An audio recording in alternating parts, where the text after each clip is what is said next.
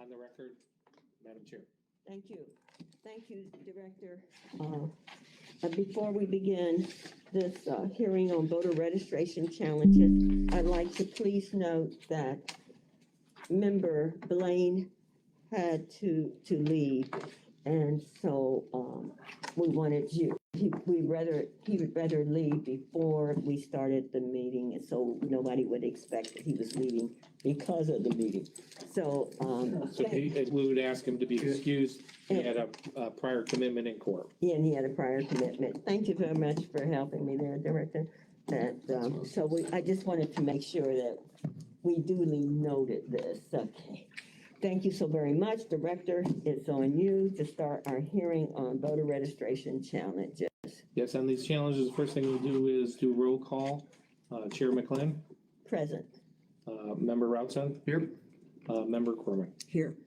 Okay, as we go into this, I'll just quickly go through that process that we always go through. There were challenges. A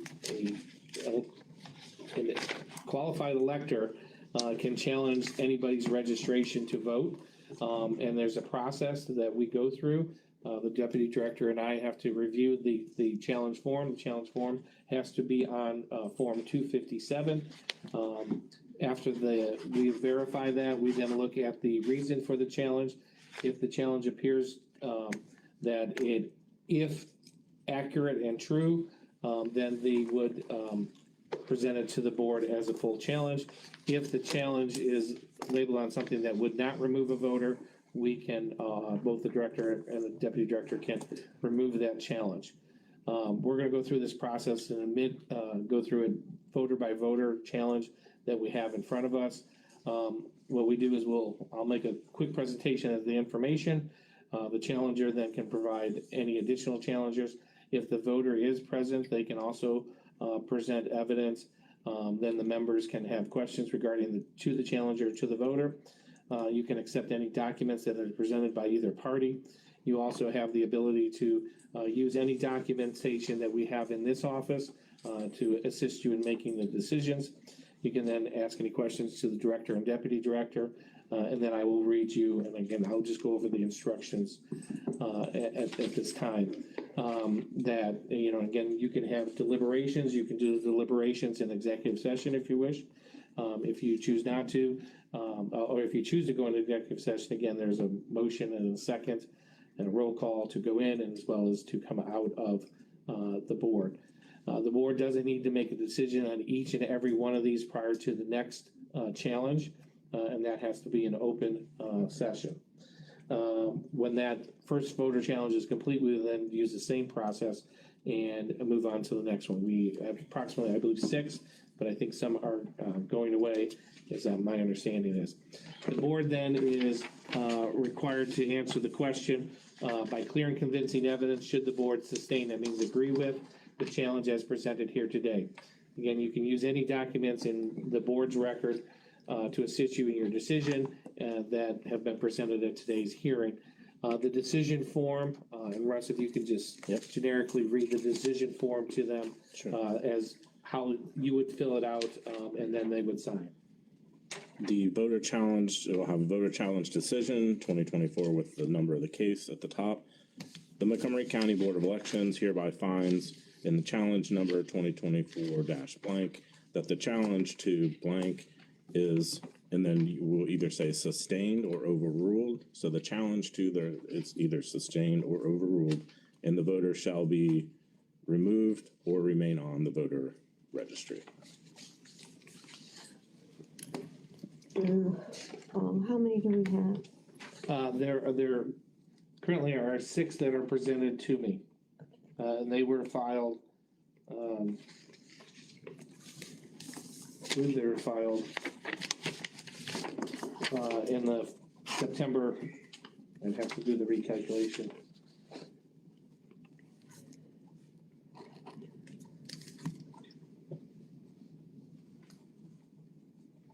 I believe September 3rd. Is that correct, Scott? I believe it was September 3rd. Yep. Just to note on the things on the filing, again, we'll talk to the office about this. I know we don't have 34 days in August, but the timestamp does reflect that. That's why I was doing the calculation in my head, and it's actually September 3rd, so apologize about that, but that's the correct date in which that was done. All 6 of these were filed on that date. We then are required by statute to go through the process that I indicated. We send it to our voter services department to evaluate, and the initial thing comes to Russ and I. We either eliminate some, but then we have 10 days to have this hearing. It was quite quickly, as you know, we didn't have that before. We waited because there was other things going on, but this complies with the law, and it's within the 10-day time period of when it was time stamped. With regards to the first case we will call, and I'm being told Ms. Weber is not present. Is that correct, Ms. Weber? We'll call Ms. Weber's cases. You are correct. Ms. Weber's cases are not here to be presented on. She did file on 2 particular situations. One I'll just update you on. The voter had updated her Ohio BMV in April, and she did provide, Ms. Fogel was present here today. I did release her since Ms. Weber was not going to be present, but she did file a notice of cancellation for the Texas registration. She had moved back. She lived in Texas, moved back to Ohio, updated her Ohio license, and has now canceled her registration in Texas. So she is sleeping in Ohio. She is. Maybe Ralph's on, that's kind of personal, but no, I'm just kidding. Yeah, her residence is in Ohio at this time. Thank you. And it's at the residence that she has updated her address, as well as the one that she has to notify what addresses she lives here in Dayton. It all matches. So she is, today, is a registered voter in Ohio. In Ohio, and she was present, but I did release her, not to waste any more of her time. Okay. The so second case. So should we do that one? No, we're just terminating the case just as is, because Ms. Weber's not here. Ms. Weber is, again, it's calling Ms. Weber's second case. The challenger is not here. The second case was Courtney Lynn Greathouse. She's an active voter. And since Ms. Weber's not here to present, that case will be dismissed. I'm trying to get an understanding right here. So both of these cases, the people are actually registered voters here in Montgomery County, Ohio, Correct, currently. correct. Was there some indication on Greathouse that she had moved? There's an indication she's an active voter here in Montgomery County. The claim was that she is voting in a different state. Okay, But her record, and that's not true. and her record dictates she votes here. Well, there's a document No that clear and says convincing evidence. there's no The evidence. challenger's not here, so The it's not challenge is even a not case. present to Yeah. present this evidence. Yeah, We're not they even were. having a case on it. Okay, got it. So just for clear understanding, a challenger needs to be present to hear their cases Well, they need to be present to present the Present the evidence evidence. of their case. cases. If they're not present, There's no evidence. there's no evidence before the board. I'm just, as director, I'm dismissing the Right. case. I have a question, though. The letter that was given to Nancy Weber did indicate that her presence was not required. She provided the evidence in hard copy appropriately on the 3rd of September. So why would it automatically be dismissed? Excuse me, since you stated what you stated, ma'am, Director, is there such a thing as a letter that tells the people whether they need to be here or not? We do, they can show up, they're not ordered to be here.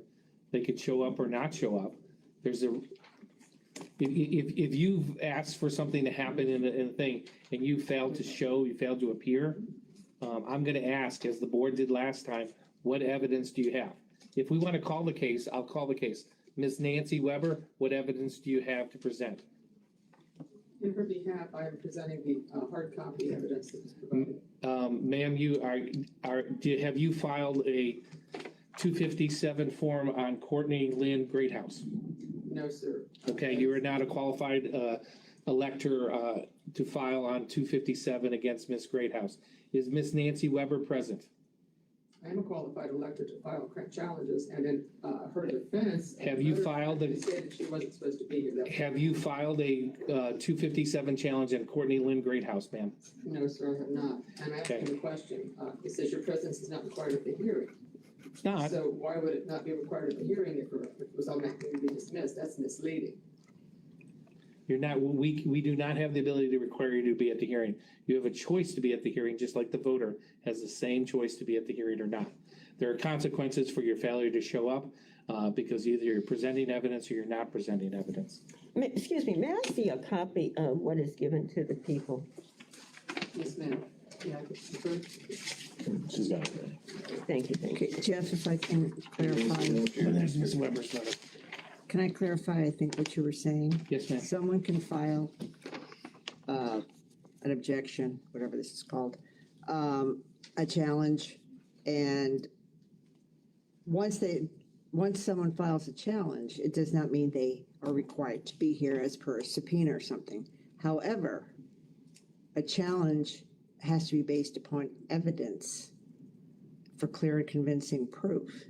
And if the person who is filing the challenge is not here, there cannot be evidence presented other than paperwork that has not been verified or brought before the board. Correct. So Correct. If, nothing there. if there is a challenger that's present prior to their statements, we'll swear them in. right, And Ms. Weber is not here. right. I don't have a chance to swear in. Again, she submitted a document, but that document on its face value is not evidence for you guys to review. And I think it's cleared here. Your presence is not required at the hearing. If you choose to attend, you will have the right and opportunity to address the board, present any evidence or witnesses as you see fit, and you may be represented by counsel. Correct. So that lays it out. You can be here, and if you're here, you can present evidence, but you don't have to be here. All right. Okay, got it. Thank you. Let's get through these and then I'm gonna make a motion on that. Okay, very good. Thanks, Jeff. Okay. Next case we will call is a qualified 257 was filed by Scott Taylor. This is on Barbara Elaine Fort. This was previously challenged in August of 2020. Mr. Taylor indicates that the residency, the person has moved and is voting in another state. He has attached additional documents to the filing. If you previously, I think, you previously note that there was attachment the first time from the People's Audit. There's some additional attachments provided. So we'll call Mr. and Ms. Hort is not present. Mr. Taylor is present. Mr. Taylor, if you can come up or stand right there. May we have opportunity to see this? Yes. Before that, You have, excuse me, go ahead. 1 second, I have to swear him in, Madam Chair. Okay. Can you, legal counsel, can you swear in? Absolutely. Will you please raise your right hand? Can I be somewhere where I'm on video? Oh, sure, right here in the corner. I think Come over here, Scott. I think you are, if we could scroll the screen. We're only showing the button, there you go. Yeah, good. Yeah. Right, thank you. Raise your right hand. Do you solemnly swear or affirm testimony you give today is the truth, nothing but the truth, and the consequence of perjury? Absolutely. Thank you. Now, the concern I have with this particular petition, or this challenge, is if you see on the first page, or technically it's the second page, there's a box, in that blue box, it would be my understanding that, there's also a smaller gray box, which gives a warning, that if you're not the voter, you shouldn't be, kind of going any further in this, system in the box. And I believe based on the next page, they did put in the person's name and the birth date, which then gave them access to additional information with inside the voter rolls of the state of Florida. So I just caution that there is a very concern of how individuals are going into the system. And it does say if you're not the voter, there is a concern there. So just to notify that to everybody that I had concerns about that.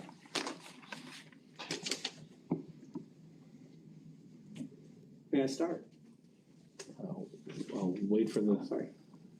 Yeah, hold on a second, Scott. That's interesting.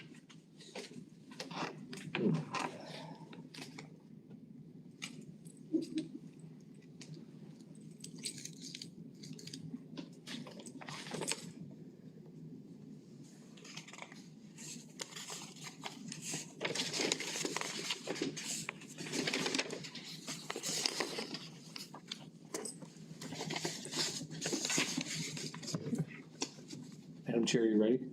Mr. Scott, you have 3 minutes, and I need a timekeeper, please. Thank you. Mr. Scott. I want to let you know I'm honored to come here today to speak to you, to bring this challenge to you. I appreciate your service and willingness to serve on this board for the purpose of ensuring we have secure and accurate and fair elections. I wish to directly address Jeff's concern regarding the usage of this website. I'm a software engineer.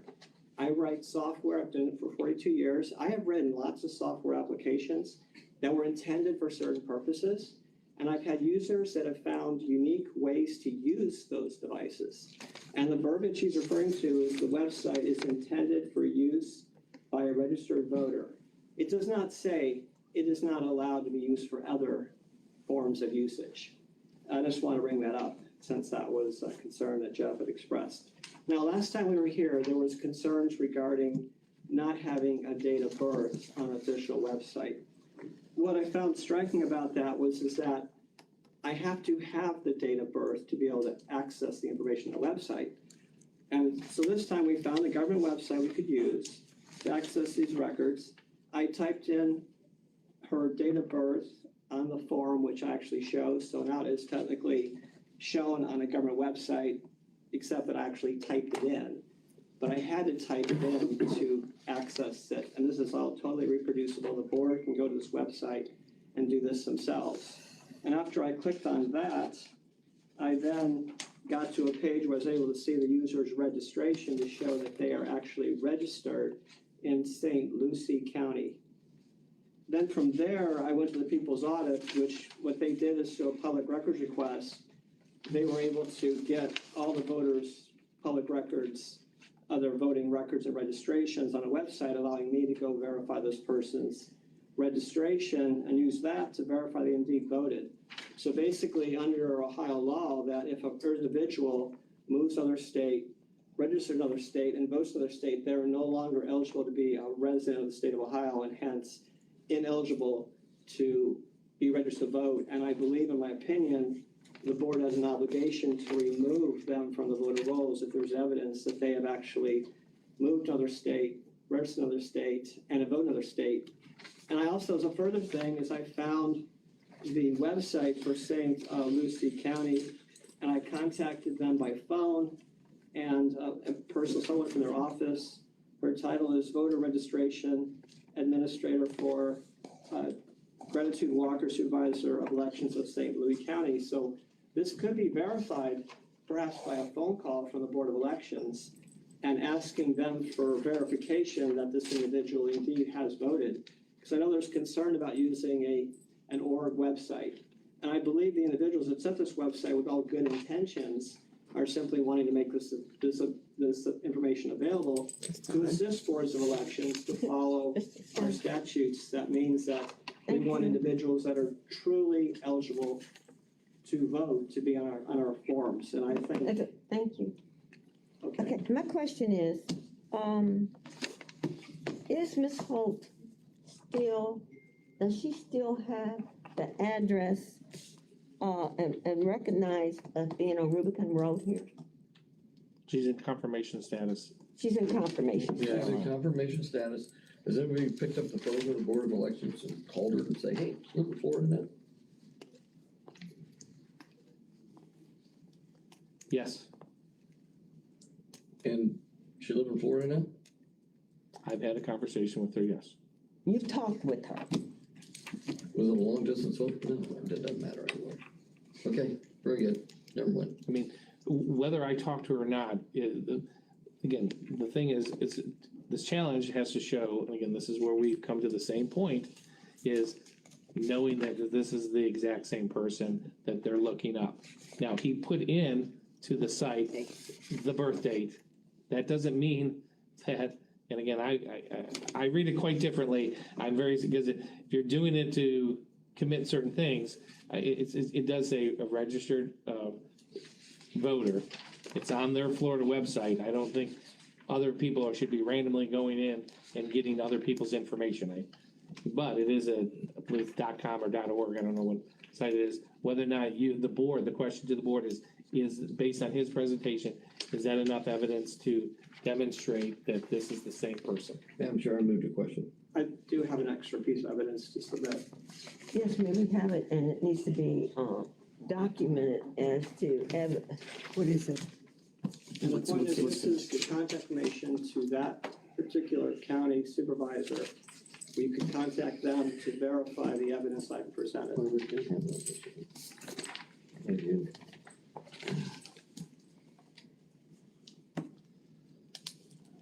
I will be labeling this as 2024-52, because that's the case number, -A, capital A, Madam as Chair, exhibit. can I make a motion wait a to minute. remove it from the voting records? Montgomery County. You haven't seen the, Yeah. Can I say, I am uncomfortable with the fact that there is documentation where information was put into the official record to get information on this other person by someone who wasn't that person. That third page is just a public site, and I'm not sure what this thing is. I'm just concerned about going into all this stuff and putting information in and then saying that validates something else. I guess my opinion is that, we've had people talk to her, she lives in Florida. It seems like, you can get, to verify, to get in, they would have asked like the last four digits of your social security number and all that kind of stuff. It was really that secure of a site. Can I see the page? I guess, I would like to make a motion that Barbara Lane Hardy is taken off the voter rolls here in Montgomery County. We would need a second. wait a minute, Member Rouse.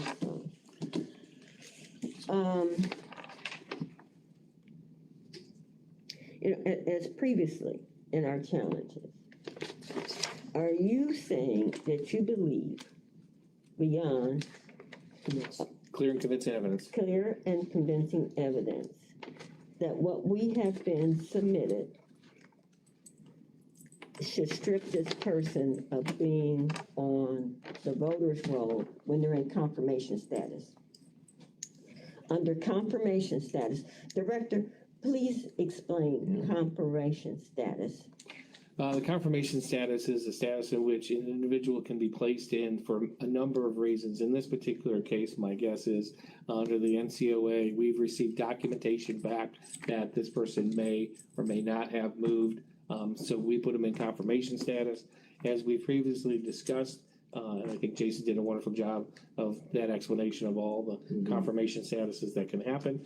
In this particular case, we've also verified, that based on what was presented to us, that this person has not voted here, I believe, since 2022.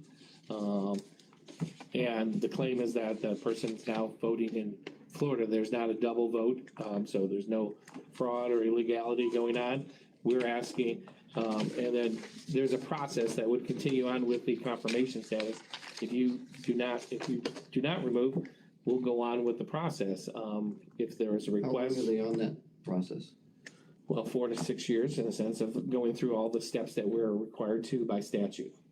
Okay, so 2 points, excuse me. One is if the person came here to vote all that would be double checked. There's no way they could just come in and vote. Correct, they would have to provide a lot of different information for us, the current address. Right, Either the driver's license. correct.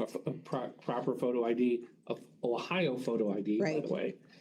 If not, they would vote then provisionally, and so we would be able to double check that. Okay. Now, if the person chose to do that and also voted in Florida, the states we would be able to identify that. And And then prosecute them. they would be prosecuted in the state in which the second vote was done.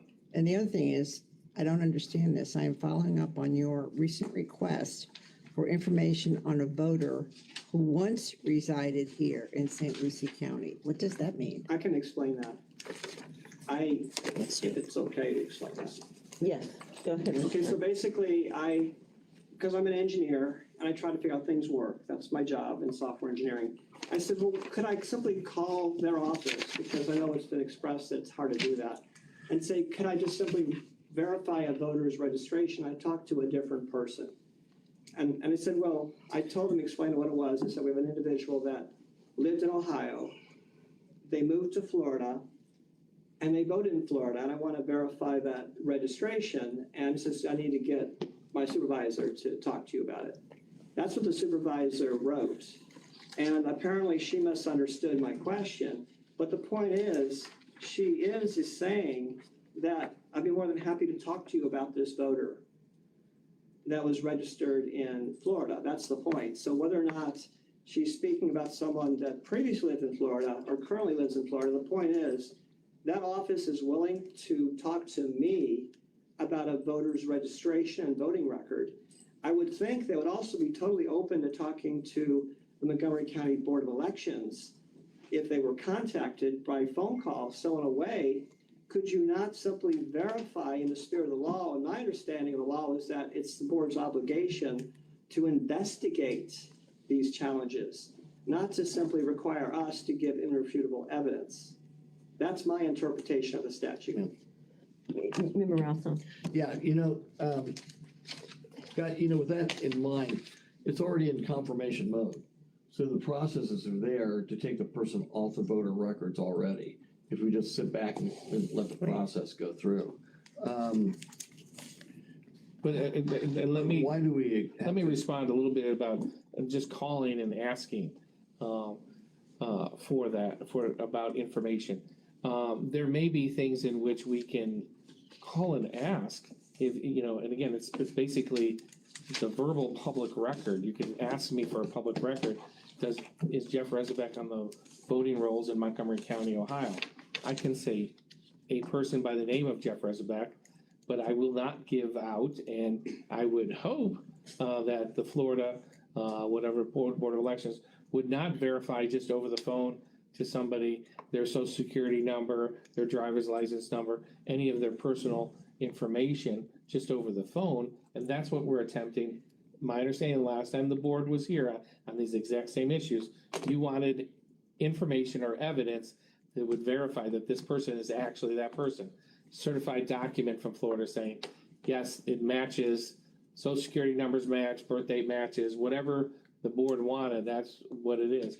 Having a letter saying, we'll get back to you on what information, yeah, I mean, anybody can call the board and we'll give you anything that's publicly out there. You can publicly go out there and put my name in our website and it'll give you the public information that's available. But it doesn't verify that that the same person is in the same other jurisdiction, because on the website, you don't have all that personal information available. Madam Chair, I'd like to withdraw my motion. I think we should go through the process. That's why we have these processes in place. So is there any question in my mind that this person lives in Florida? No. I think they do. Scott, I think, some of your evidence, but again, when Jeff explains it and that kind of stuff, this is a really sacred right here that we're trying to take away from somebody. And I'm not comfortable with doing it without the process and that kind of stuff that Jeff was talking about. So Madam Chair, I withdraw my motion. And I agree with you. Okay. Okay. So is there a motion to overrule would be the motion? Oh, okay. I'll make the motion to overrule. I'll second. It's been properly moved and second. All in favor, say aye. Aye. Aye. All those opposed, the motion carries. Thanks, Scott. Thank you for your time. Yeah, thank you. Next case, Just go on, it doesn't matter, whatever you got. I will do Mr. You got it? Yep. I will call, is there a Michael Thompson? Michael Thompson is not here. Is there an Edward Chadwick Amsden? That is the voter. The voter's name is Edward Amsden. Mr. Thompson's not here. He did provide a copy of the Texas state thing with just the person's name and where you have to input the actual birth date yourself, so it's, but based on our prior thing, since Mr. Thompson's not here present, to present any evidence, I will dismiss that case.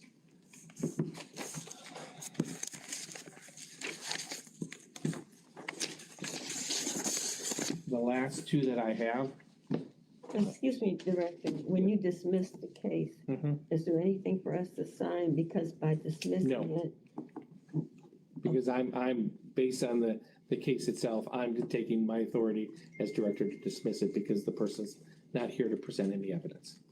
Do you agree with that? Yes, Okay. It didn't get to the point where it would be before. it's coming before you. It's not coming before Yeah, you. if they're not present, we're not gonna.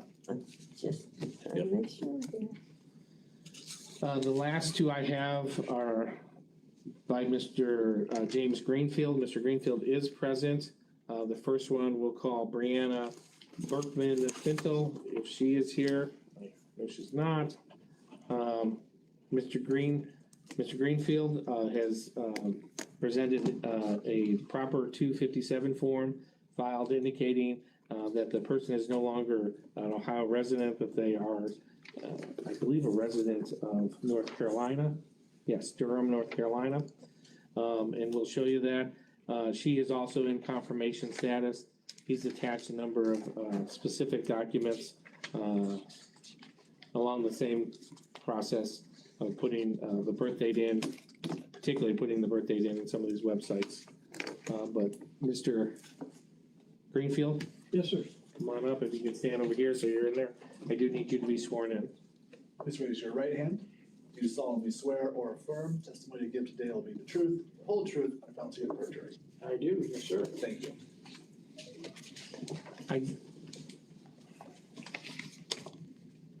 I will also note for the record that I received yesterday afternoon, approximately 5 o'clock, a letter emailed from a Bree Fintel, Fintel, and basically she indicated that she had, again, was receiving notices of the challenge. She indicated that she had sent a cancellation form prior to, back on August 8th, prior to the last hearing.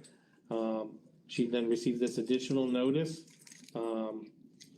And she wanted to be advised as whether or not the cancellation forms had arrived. She does indicate she's no longer a resident in Ohio and that she's registered to vote in North Carolina where she currently resides, and that she requests that you process the cancellation per the form that I mailed. If any additional action is needed, please let her know. I did respond to this email after verifying through voter services as well as our public website, as well as the EVIS system, our registration system, and there's no form from Brianna Fintel that is requesting the actual form of the cancellation where we have the actual wet signature. But this is an email from somebody indicating that.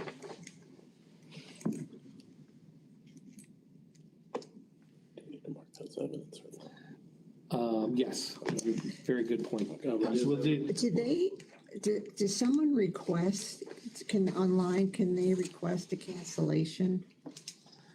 you can request the cancellation form. And I'm marking the email that I received and printed out as 2024-53A as the first exhibit. So they can request a cancellation form, but for us to actually cancel that, they have to fill out that cancellation form, and we actually have to receive the wet signature. They cannot fax it, let's see, I'm dating myself. Fax it, that's true. They cannot send it via email. We actually have to have that physical form for our staff to enter it into the system.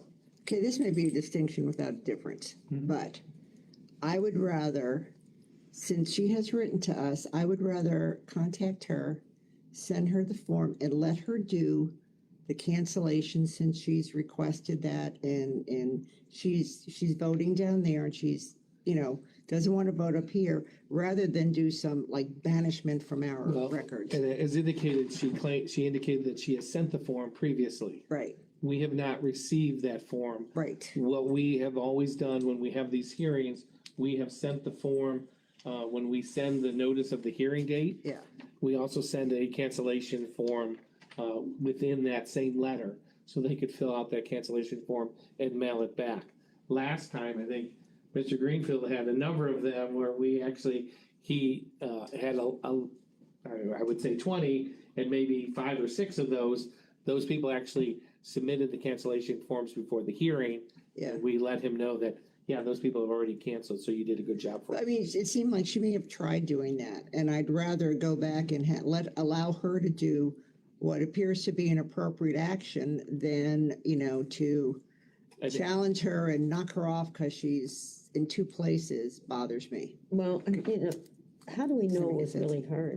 That's what I mean. That's what I'm saying. Can we send it? We will send her, at the request of the board, I will send her another cancellation form. I would much rather, yeah, Mr. Greenfield has a chance to present any additional. yes, but, yeah, but Yep. but my thought is, since we got something from someone who appears to be her, and it appears to be a citizen, who appears to live in another state, who appears to want to get off of our rolls, I would like to give her the chance of doing it in the appropriate way for a citizen who used to live here, rather than this challenge way. Yes, ma'am. Just me. How long have they been in cancellation or confirmation mode? If you give me a moment, I can get that information. I just need the name, the number. While Mr. Greenfield gives his evidence, I'll run back and, are you gonna? Hey, I might be able to look it up. Because I think, according to that, it looks like she voted here in 2022. Yeah, so I believe, if I, again, trying to remember all of these, I believe a lot of these individuals voted in May or August of 22, and then, and I think Mr. Greenfield can help me, most of them then started voting in a different state in November of 2022. And then specifically in these cases that are before you, none of them have double voted. They've stopped voting in Ohio and are voting elsewhere. Does that throw them into confirmation mode, or what throws somebody, what I'm trying to say here is like 2 years they've been out. Notice to us that there is an indication that they've moved, like a voter has moved, that's the NCOA stuff, and documentation that we have sent to them that then comes back if we send, what else would we send to Postal them? Service The notification. postal service, yeah. And so that triggers something in our system, an acknowledgement that we're trying to get a hold of you, and that comes back. And then we put it in confirmation status, saying we've sent documents to you, or we've been notified by Postal Service that there's something happened. Something going on. And so we want to verify that you're at that address. So when they go into confirmation mode, in order to come out of confirmation mode, they have to do a lot of hoops here. We gotta prove that you've changed your You address. just fill out the form. We send you a confirmation, a letter, and you just fill out the form, send it back. I am who I say I am, this is where I live, and there's matching information, and you sign it and send it back. Okay. And that's April. April is, of course, we would consider one of our experts in our voter registration to explain that. But from a voter integrity standpoint, I'm trying to say that in order for somebody to come back and be able to vote here in Montgomery County, they gotta jump through some hoops in order to prove that they're here, correct? When they're in confirmation mode, you can't walk up to a voting booth and say, I'm so-and-so, give me a ballot. Well, depending on, But they have to vote provisionally? also? They could vote provisionally, depends on the situation. If they're saying that they live at that address and they have a state ID, and a valid state ID, then they would be able to vote at that particular address. At that particular precinct, because they've now come out and verified that they are living at that address and going through that process. Okay. So let's do it. Let's get to the other one. I don't think, Mr. Green, No, he needs his. Mr. Green? he's been sworn in, so. Yes. Go ahead. Well, And thank they're you for waiting giving me the time. patiently. I'm glad you guys are doing, investigating, and I'm glad that Brianna, that she's, wanting to self-cancel. And yes, if you send her a letter and she has a handwritten form with her signature to cancel it, I agree with it 100%, because our goal is, and as your goal is as a government, that you're here to protect my rights, that my vote, and everyone citizen in here, that our vote does not get diluted, and that's what we are all attempting to do. Okay, so, that's in Ohio Constitution, Section 1, Article 1, Section 2, about your responsibilities. And I appreciate that. We had a lot of conversation over here on 7-9. Mr. Rossi agreed, as he just repeated today, about validations of our voters' IDs. And so I wanted to kind of uplift that. And then in 8:13 at the our board of election meetings here, our challenges was overruled due to the fact that the date of birth was not on a government website. And also that, the individual, we were challenging on a .org website. So I'm presenting this for documentation, which is all the websites, the government websites that we are using. These are .gov websites that we are using. I think this should be presented as evidence. I don't know who to hand this off to. These are the 6 or 7 different states that that are open to the public to do research on individuals. And as I repeat, you got the Ohio voter IDs, you got the other states voters IDs, you got the date of birth, which is what we have just discussed from the government website. And then if you get on that government website, BOE, and do verification, you have to put in their birthday. Okay, so that's what we do. I screenshot those, that front entrance, the person's last name, first name, and their birth date, and then we get that information. I screenshot that evidence to you. I screenshotted that it's still, that this person's name is still on the Ohio Montgomery County Board of Elections, which is from your website. That person's still on the voter rolls. Yes, they're in confirmation, but that's still an absentee ballot that can be mailed out. Going back to the Ohio Constitution, protecting my vote. So I'm challenging that person, we just mentioned, to see that person who's moved out of state. I give you what evidence I have. Thank you. Who is that? Can you explain what this is again? What that is. One second. Okay, sorry. What we're talking about is now a second document. We'll label it as, the exhibit number 2024-53-B, because we already have the first one. Go ahead. What You can is ask the your question. document? Can you explain What is it? what this exhibit B is? This exhibit, it shows you websites, our government websites. Oh, that's just an informational one. Thank you. You can go to it, yes. Okay, I thought you were referring to a specific person. I was kind of lost. I'm sorry, my language is not good, it's broken. No, that's fine. That's why you ask questions for me, and I hope and pray that I clarify it. Okay.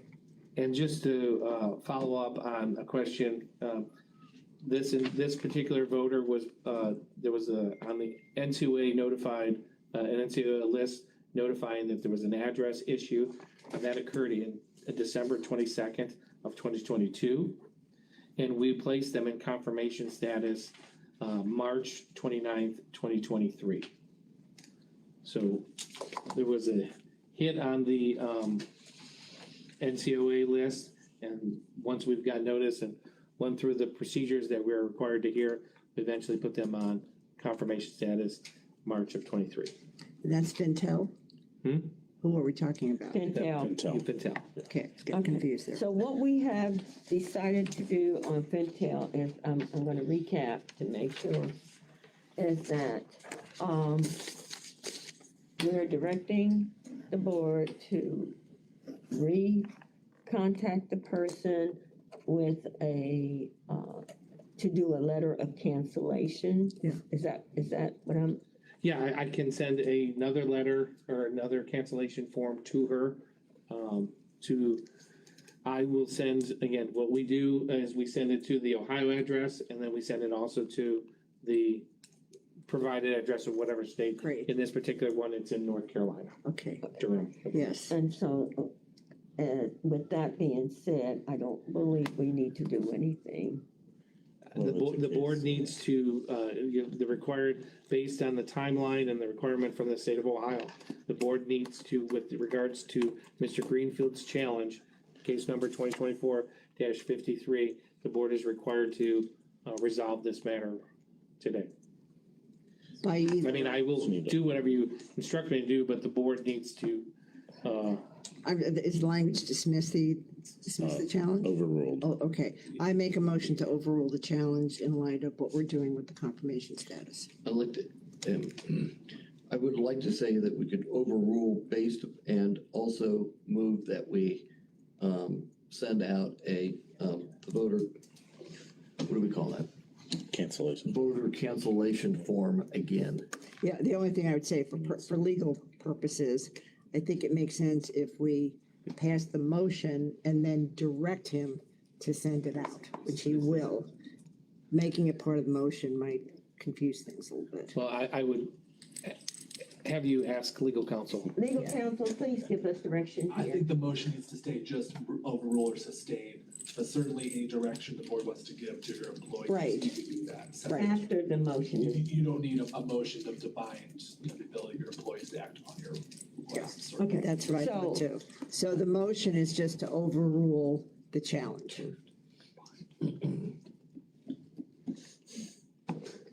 I'd like to bind the employees, so. Well, okay, maybe change the order of that, okay? First, I would like to ask Mr. Rosenbeck to send the letter to both the local address and North Carolina, Address. Durham, North Carolina, as I think. asking, I'm sorry. asking this voter to cancel Hotel. her voter registration here, directing you to do that, okay? And with that, Period. yes, period. Period, okay. With that in mind, I make a motion to dismiss this. Overruled. To overrule. Overrule this. Second. It's been properly moved and second to overrule. All in favor say aye. Aye. Aye. All those opposed, the motion carries. Okay. The last one that we have before Mr. Green has already been sworn in. This is the case 2024-54. It is a case involving Ted Roats, Spell it. Froats. And I know he's not present. Mr. Greenfield is present. Mr. Greenfield indicated that Mr. Frode is a resident of Pittsburgh, Pennsylvania. And on this particular thing, he is in confirmation status. And similarly, Mr. Froats was notified, or we were notified, or he appeared on the NCOA list in December 22nd of 2022. And thus he was placed in confirmation status that particular March when we were doing those in March of 2023. And Mr. Greenfield has provided the documentation from the websites. We'll pass that through as attached as a part of his presentation with regards to Mr. Froats.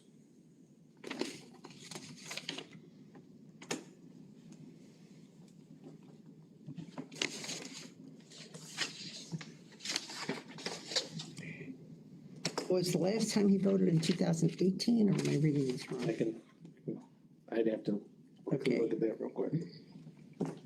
Give me 1 second. He would have voted in 21. Okay, sorry, November of 21. thank you. And he's residing where?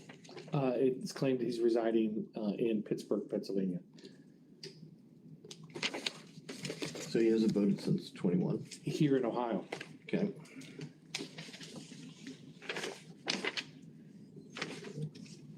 Is there something from Pittsburgh? That looks like it's just Ohio stuff.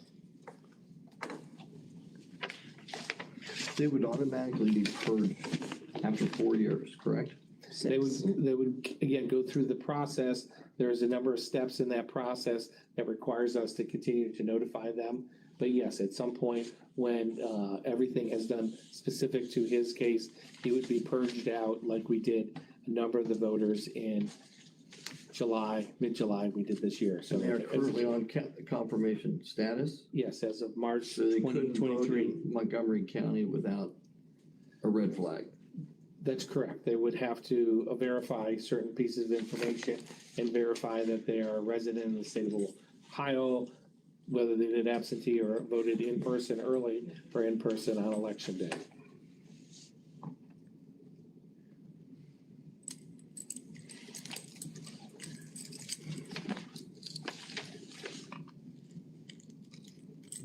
It's kind of all the same jurisdiction as the last one, you know? Madam Chair. Those are all Montgomery County, right? Am I missing something? Well, no. No, they're, Well, at the end, but at the top is Montgomery County. Yes, Mr. Greenfield, when he presents that, That's adds that not additional ours. language Yeah. on that. But this, It's the lower part that you get on he the doesn't website. right? he's Yeah. allegedly is in Allegheny County. He just adds that heading to the top of the page. That's But it changes the page, because it says it's from Montgomery County, and then it's not. But that's neither here nor there, I guess. ma'am? Sure. Well, There you go. well, He gets his 3 minutes.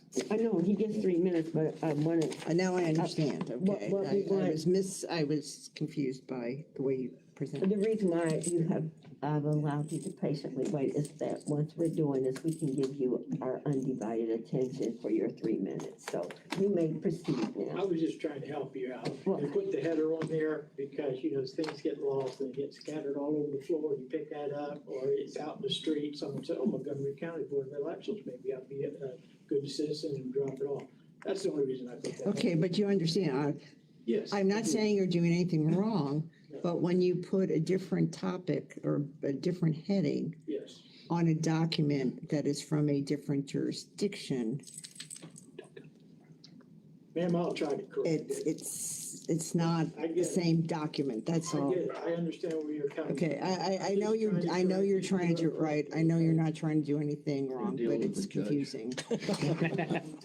Well, that's good. You guys know your education, because that's what you're here for, because I'm just a citizen. My 3 minutes is very short, ma'am. It's just that, it's the same. Wait just a minute. Okay. Yes, sir. Go ahead. It's all you.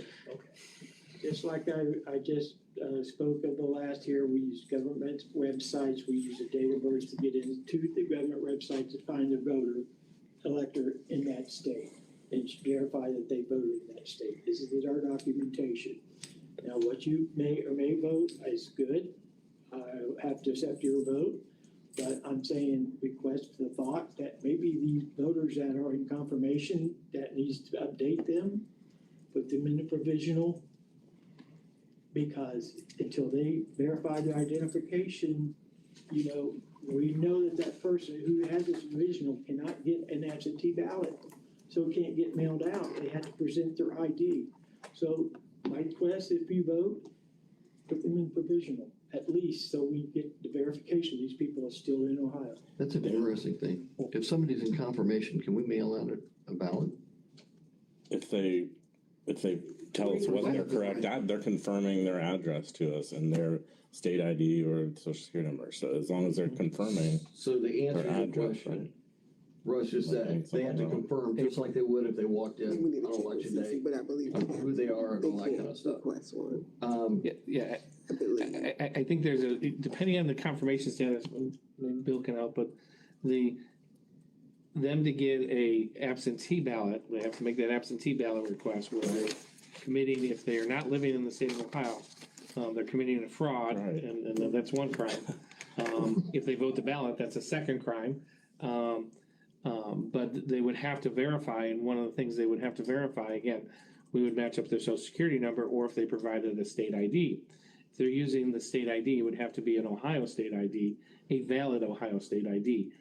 Most of these individuals, and again, no one has requested a absentee ballot from these people. They're not voting in Ohio, but that process would have to happen. If they did, they would make that request. We would evaluate that request, and there would be additional verification through our voter services as to whether or not we could send out an absentee ballot at that time. And we couldn't put them in a provisional.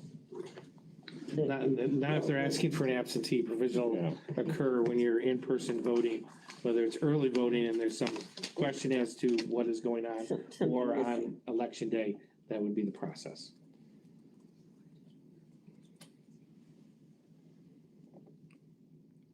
He still has 2 minutes. I don't know. Good question. Okay. Anything else you'd like to say, sir? No. And I just say,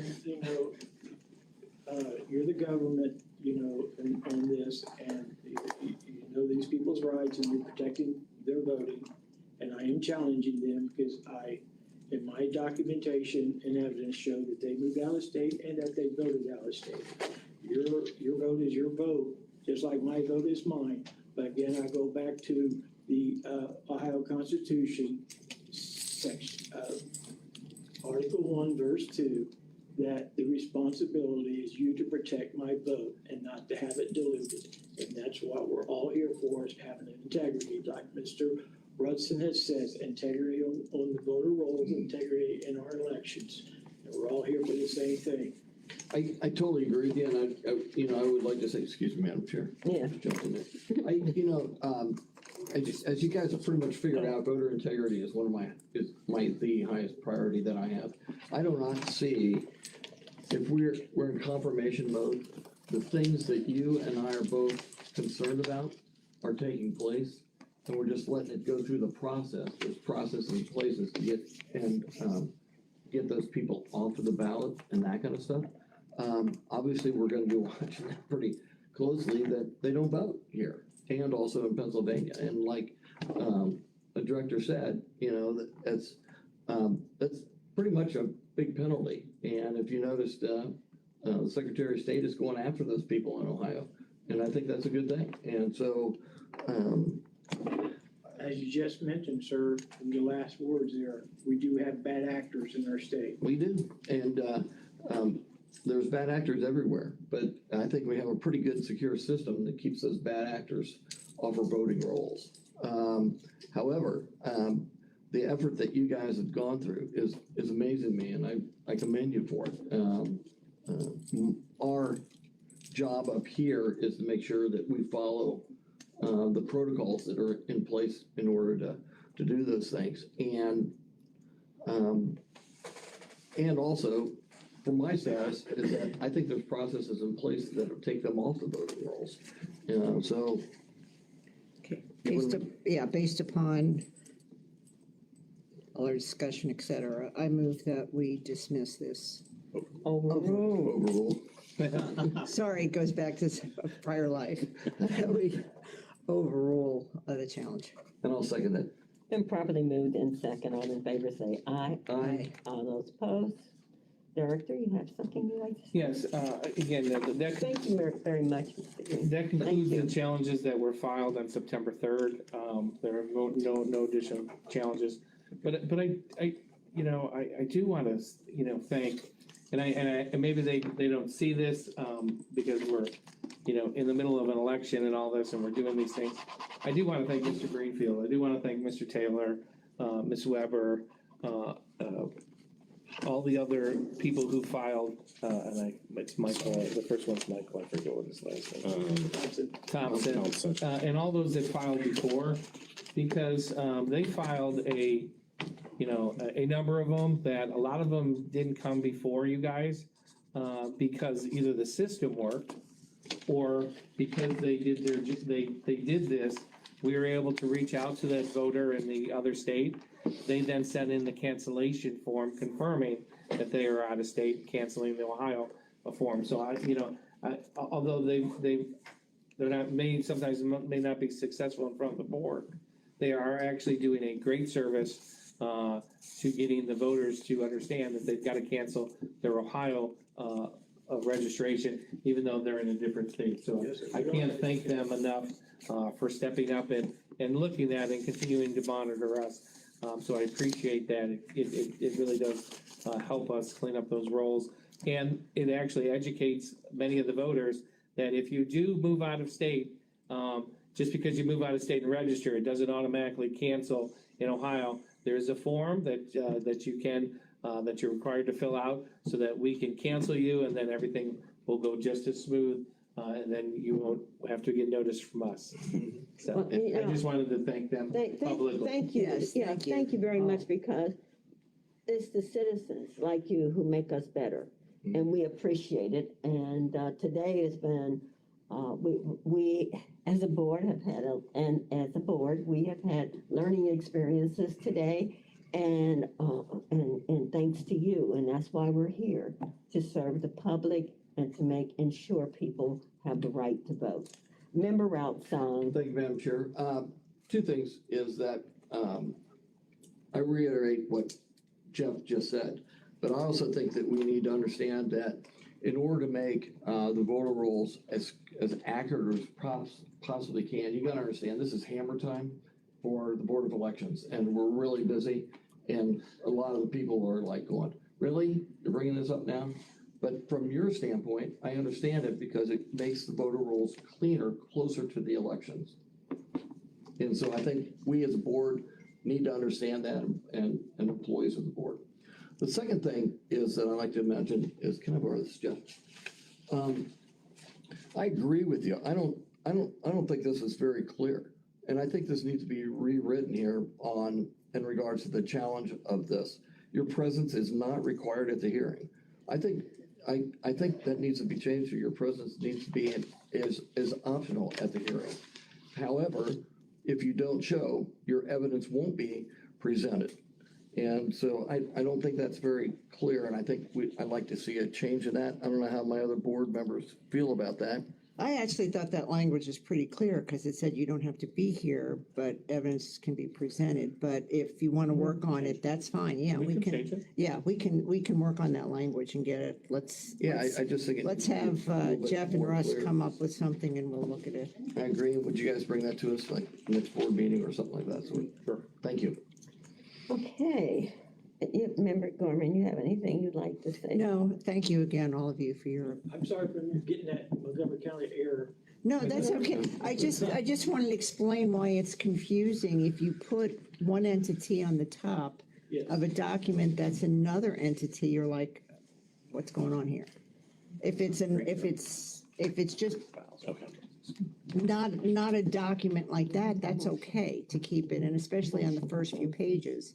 But on those documents, if you just put them together, then it's fine. Roll call. No. May I have a motion to adjourn this hearing, please? So moved. So moved. Oh, Second. Okay, it's been properly moved and second. All in favor, say aye. Aye. Aye. All those opposed? Thank you so very much. This meeting is adjourned. I will. Thank you guys very much. Get the cancellation forms out today to April. everyone. Thank